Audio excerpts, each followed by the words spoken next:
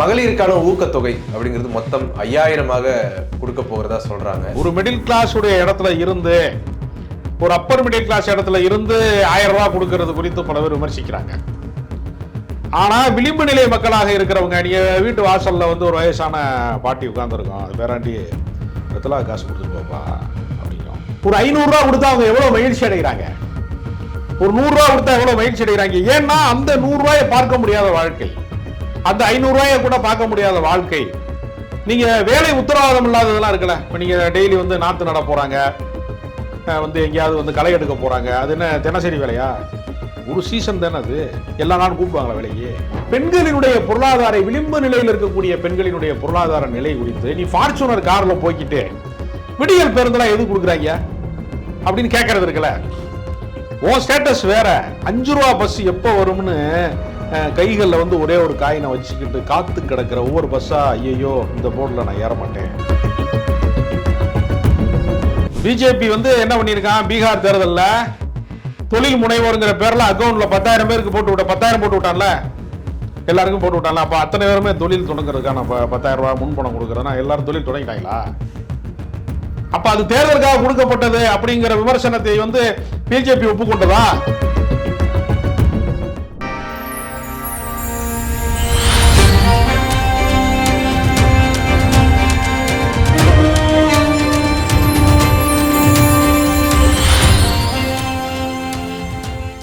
வாகை தமிழ் நேயர்களுக்கு வணக்கம். இன்று நம்மோடு நேர்காணல் பேசுவதற்காக அரசியல் விமர்சகர் திருமிகு ராஜகம்பீரன் அவர்கள் நம்மோடு இருக்கிறார். வாருங்கள், அவரோடு பேசலாம். சார் வணக்கம். சார் வணக்கம்.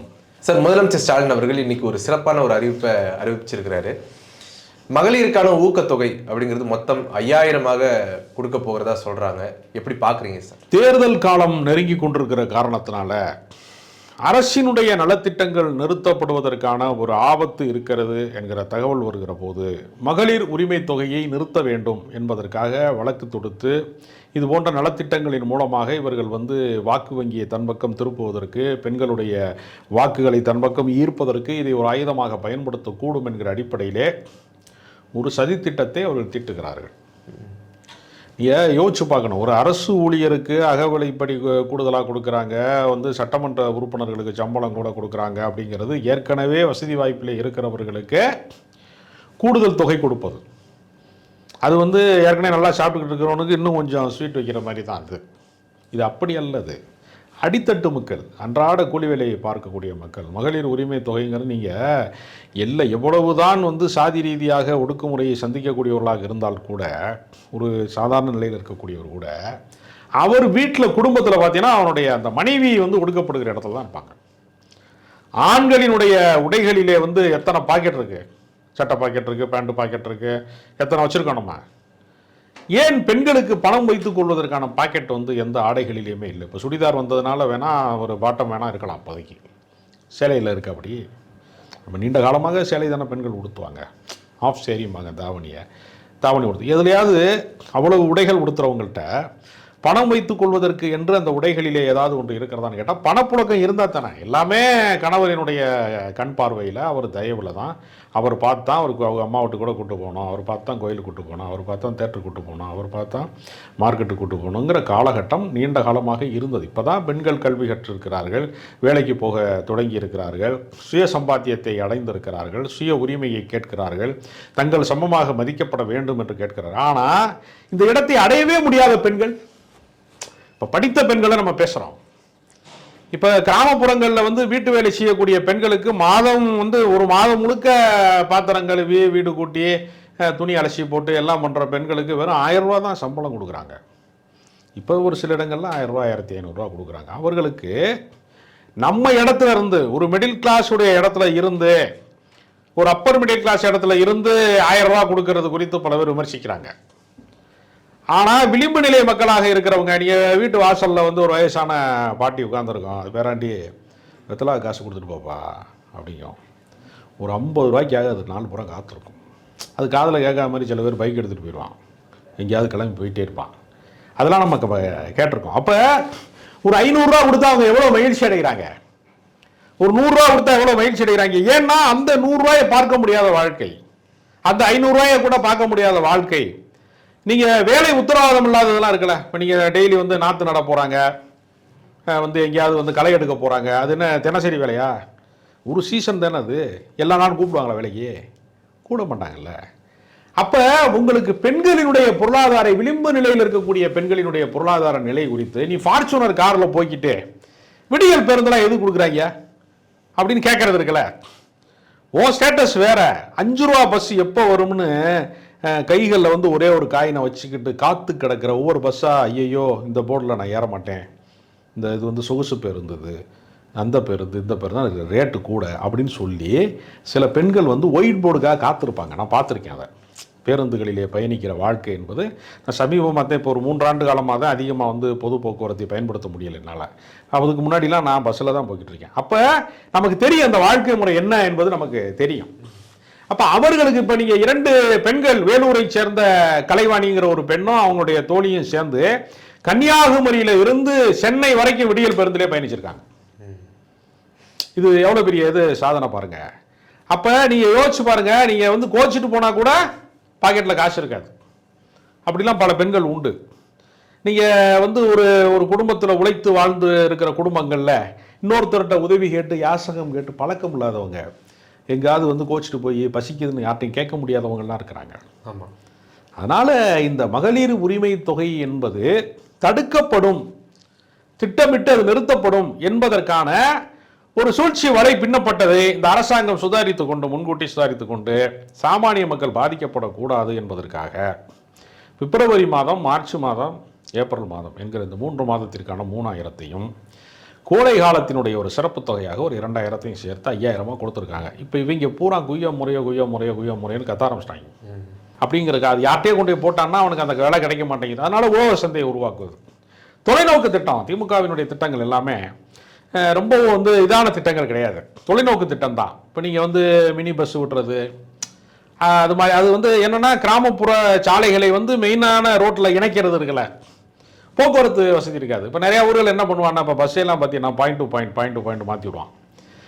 ஒரு நகரத்திலேருந்து இன்னொரு மாநகரத்தை நோக்கி அது போகும். பரமக்குடி, மதுரை, அவ்வளோதான். நடுவில் மானாமதுரை ஏறாது அப்படிம்பான். தஞ்சாவூர்லேருந்து இந்த ஊர் திருச்சி, நடுவில் யாரும் ஏறாதம்பான். பல ஊர்களில் இருக்குது பாயிண்ட் டு பாயிண்ட், 1 to 1 பஸ்ஸுமா. திருச்சியிலேருந்து மதுரை அவ்வளோதான். வழியில் நிற்க வழி நில்லா பேருந்து அப்படிலாம் போடுவான். அதில் என்ன சிக்கல் வரும்னா, சாமானியர்கள் அந்த ஊர்களுக்கு போகிறதுல ரொம்ப சிரமம் ஏற்படும். அதையெல்லாம் நீக்குவதற்கு சிறப்பு பேருந்துகள், எல்லா ஊர்லையும் நின்று போகிற பேருந்து இருக்கணும். குறிப்பாக இந்த டவுன் பஸ் மாதிரியான விஷயங்கள் வந்து இருக்கணும். அதெல்லாம் இருக்கும்போது அதற்கும் பின்தங்கிய கிராமங்களை நோக்கிய பயணம் தான் இந்த மினி பஸ்லாம் வர்றது, சிற்றுந்தெல்லாம் வர்றது. அப்போ இதெல்லாம் சாதாரண மக்களை நோக்கி ஒரு அரசாங்கம் பயணப்படுவது அப்படின்னு ஒரு விஷயம் இருக்குது. அதை அவங்க சிறப்பாக செஞ்சுருக்கிறாங்க. இது தேர்தல் காலத்துக்காக செய்யப்பட்டதுன்னா, ஏற்கனவே மகளிர் உரிமை தொகை பல ஆண்டுகளாக. சார், இதில் எனக்கு ஒரு இன்னொரு கேள்வி வருது சார். இதெல்லாம் வந்து போன வருஷமும் செஞ்சுருக்கலாம் இல்லை, ஏன் இந்த வருஷம் மட்டும் இதை செய்கிறாங்க அப்படிங்கிற ஒரு கேள்வி வரும்ல. போன வருஷம் யாருமே வந்து இந்த திட்டத்திற்கு இடையூறு செய்வதற்கான அல்லது திட்டத்தை நிறுத்துவதற்கான எந்த திட்டத்தில் யாரும் ஈடுபடலை சதி திட்டத்தில்.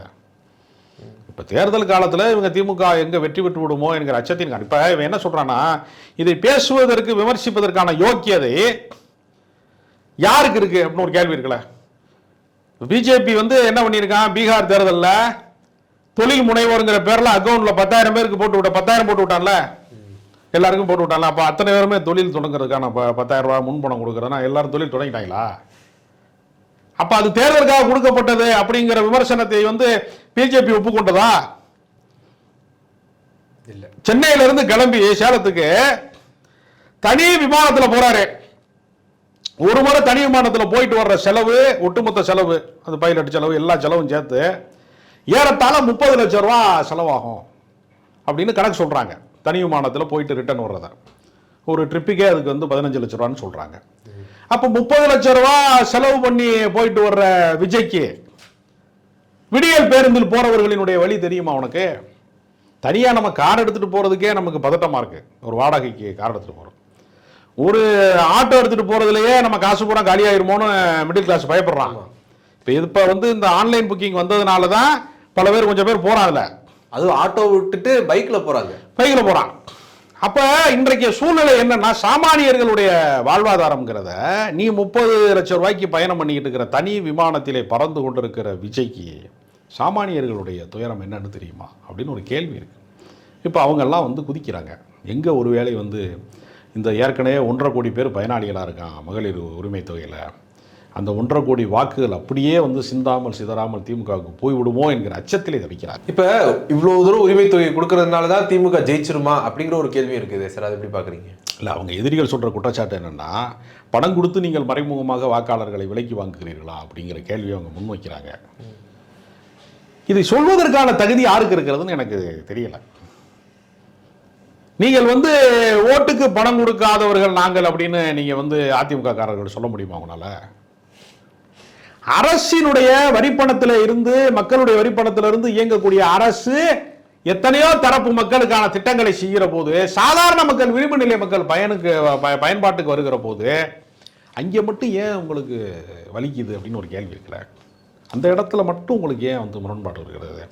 இப்போ அதிமுகவை சேர்ந்த ஒரு முன்னாள் அமைச்சர் சி.வி. சண்முகம் சொல்கிறாரு, 100 நாள் வேலை திட்டத்தை வந்து காந்தி பேரில் வச்சான்னா ராமர் பேரில் வச்சானான்னு கேட்குறாரு. ரெண்டுக்கு வேறுபாடு இருக்கிறது. இப்போ அதிமுக முழுக்க பாஜகவால் விழுங்கப்பட்டு விட்டதற்கு சாட்சி. காந்தி வந்து மதச்சார்பற்றவரே, நீங்கள் வழிபடுகிற ராமன் என்பவர் மதச்சார்பற்றவர் அல்ல, அவர் ஒரு குறிப்பிட்ட மதத்துக்கு சொந்தக்காரரே. இந்த நாடு மதச்சார்பற்ற நாடு, அரசியல் சாசனத்தின்படி இந்த நாடு மதச்சார்பற்ற நாடு என்றால் இந்த தேச தந்தையின் பேரால தான் அந்த திட்டம் தொடர வேண்டுமே தவிர, அப்ப இன்னைக்கு ராமர் பேரை வைப்பான், அப்புறம் கொஞ்ச நாள் கழிச்சு அப்புறம் கோட்சே பேர்ல வைப்பான், கொஞ்ச நாள் சாமி பேர்ல வைக்கிறதுனா அப்ப நீ அல்லா பேர்ல வைப்பியா? இந்த மதச்சார்பற்ற நாடுகள் என்று இந்த நம்ம பேசிக்கொண்டிருக்கிற இந்த வனாடி வரைக்கும் அப்ப இயேசுநாதர் பேர்ல வைப்பியா? இயேசு கருணை திட்டம்னு வைப்பியா? ஒரு திட்டத்துக்கு பேர் வைப்பியா நீ? அது எப்படி ஒரு சாமி பேர்ல? சாமியை வந்து நீ கோயிலில் வச்சு கும்பிடு. அரசாங்கத்துக்கு நான் என்ன சொல்றேன்னா, தனி மனிதனுக்கு மதம் இருக்கிறது, அவன் வழிபடலாம், அது அவனுடைய சொந்த விருப்பம். பிரார்த்தனை செய்யறதுலாம் அவனுடைய சொந்த விருப்பம். ஒரு அரசாங்கத்திற்கு மதம் கிடையாது. தனி மனிதன் வந்து மதத்தை பின்பற்றலாம், ஒரு அரசாங்கம் மதத்தை பின்பற்றக்கூடாது. அதுதான் அரசியல் சாசனத்திலே முக்கியமான தத்துவம், மதச்சார்பின்மையின் தத்துவம் என்பதே அதுதான். இந்த அயோக்கியர்கள் வந்து பாஜகவிற்கு துணை போகிறார்கள், தோல்வி பயத்தில் உளர்றாங்க. அதனால் 5000 ரூபா கொடுத்தா என்ன, நம்ம விட்டு அம்மாக்களுக்கு தானே போகுது, அது நம்ம சகோதரிகளுக்கு தானே போகுது, ஏழை எளிய மக்களுக்கு தானே போகுது, அது போகட்டும், உனக்கு என்ன, அதை தாண்டி நீ சிறந்தவன் நிறுவி மக்கள் உனக்கு ஓட்டு போடுறானா? உங்களுடைய நேரத்தை ஒதுக்கி எங்களோட கருத்தில் பந்தமைக்கு நன்றி சார்.